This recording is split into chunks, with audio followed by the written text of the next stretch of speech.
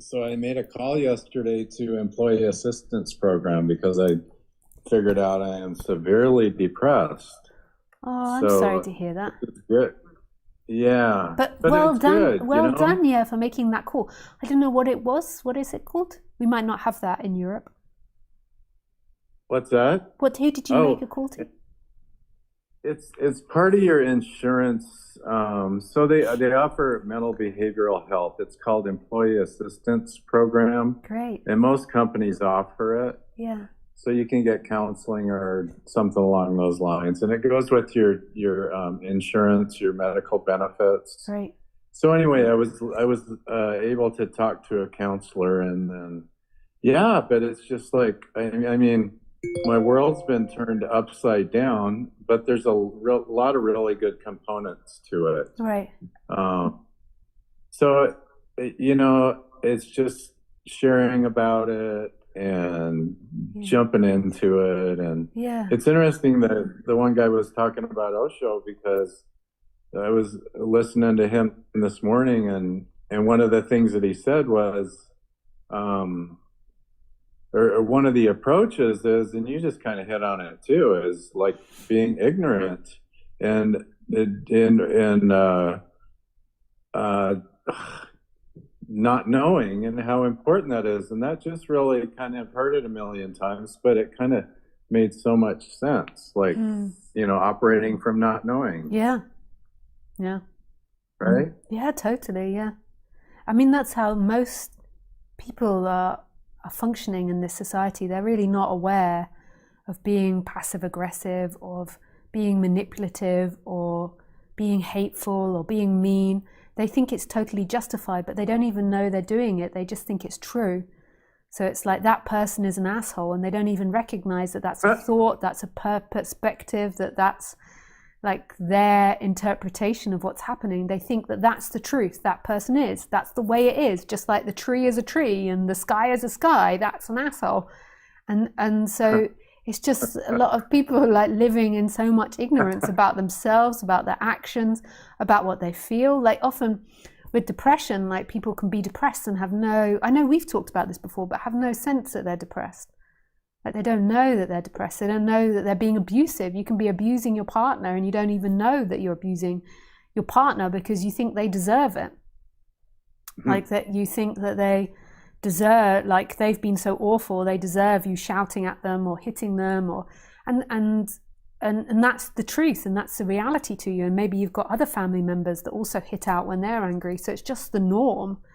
Like it's that's the problem with humanity, is the unconsciousness, the ignorance of our behavior. I mean, that's what a lot of the teachers and teachings say. And it's getting knowledge and information is important, but the most important part is seeing that the truth is beyond information. The information, like the most wisest thing, is to realize that in the end you don't know. So all these theories are great at looking and bringing more depth and dimension to the experience, but in the end we don't know, and that's like the true wisdom. And that takes a lot of humility to get to admit that everything is a perspective, and that our ultimate nature does not know.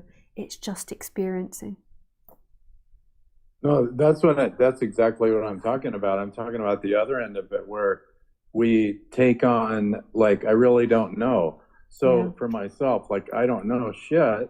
So therefore, I really don't have to buy into the mind, or I don't have to like buy into the feelings that just won't go away. I know I need to process whatever I need to process, but it frees up. If I really don't know, if I'm judging, it's because I know. So the other end of that, like, because if I know, then I could get like egotistical and arrogant, and I see a lot, having that perspective, I see how it's kind of been going on. Not 100%, but so it's really good to see from that end of it. Yeah. Yeah.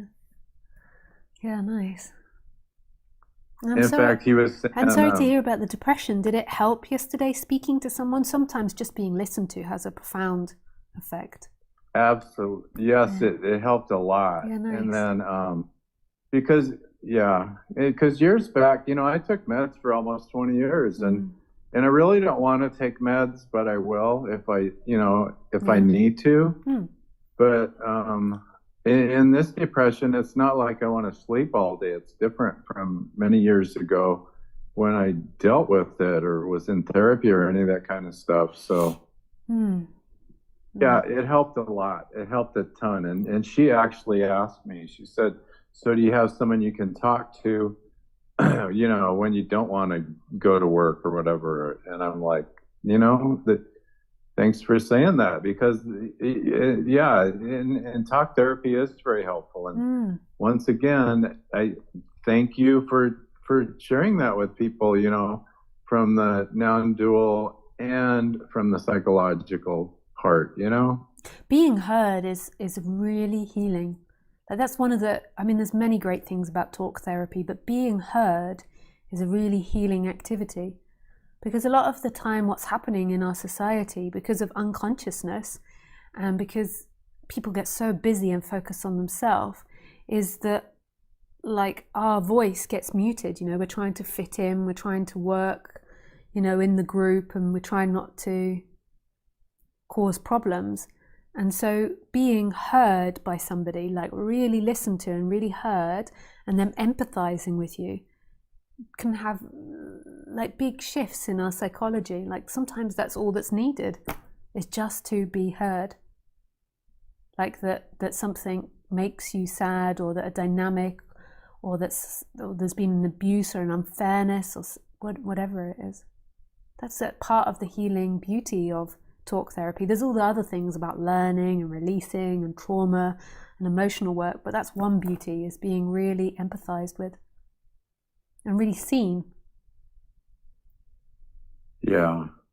Yeah, and we talked quite a few times, but for me, like, I found my voice at a certain age, and now it's kind of like, and this is just recent, like looking at the depression, but it's like recently, I really don't have to like make myself heard as much. Mm. So this is new for me. Like I can shut the hell up.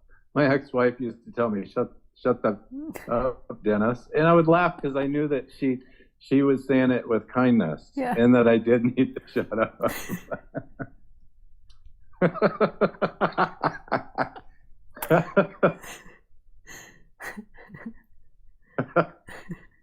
You could be And then verbally direct. No, I can't say the word now. Dexterous, like like there was a part of you that liked that part. To exercise well, the vocal it was cords. true. It was true. And then I was doing some writing, and I was like, as a kid, I was growing up, and I just wanted so much to be authentic, and I wanted to have a voice, and I wanted to have boundaries, Yeah. and I have those now. Yeah, that's great. So I'm incredibly grateful for that. Yeah. Yeah. And so I recently moved in with this lady where we've been friends for we were friends many years back. We're actually in a relationship, but we're friends now, and she's like, "You're blowing, Dennis," and I'm like, "What?" She's like, "You're blowing. You're like saying a bunch of crap, that doesn't need to be said." That's a great expression. You're blowing. Yeah. So I just wanted to share that, and I Thanks, know Dennis. that when I talk about like my mental health and mental health recovery and engaging and all that, I know it helps other people too, Yeah, totally. that they're more apt to jump into it and talk about it too. Because So sometimes, that's, yeah, sometimes my experiences with non-duality people, they're sometimes a bit ashamed of that part of themselves. They go more towards non-duality because they want to exclude the therapy or the healing part of the person because there's shame around not having made it work or something. And so hearing other people's journey and hearing other people talk about doing that is great to bring it into their consciousness, that you can like explore non-duality, that there's nobody here speaking, there's nobody here experiencing, and also heal a character that's been apparently interacting with the world for how many ever years that it's been alive for, and been injured and sort of grown in odd ways and needs help or feels vulnerable. Yeah, another insight I had was because like wanting an instant response to me. And I figured out it's like I thought I had done all my healing with the stuff with my dad, but that comes from, he was constantly honest to hurry up and do this and that and get ready and da da da da da da da. And there's the expectation within myself, and that was pretty like eye-opening, and so anyway, yeah, it's so now I'm on the road to recovery from depression, and it's goodness, it's nothing but goodness. Looking at all that, we just, and it has a lot to do with existing from this being that we're really not. So anyway, I'm gonna shut up. Oh, thanks, Dennis, for sharing.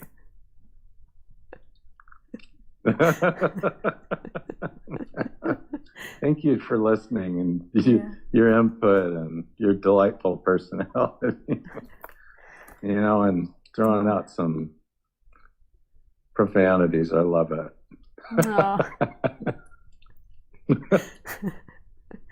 Yeah, pleasure. Thanks, Dennis. Thank you.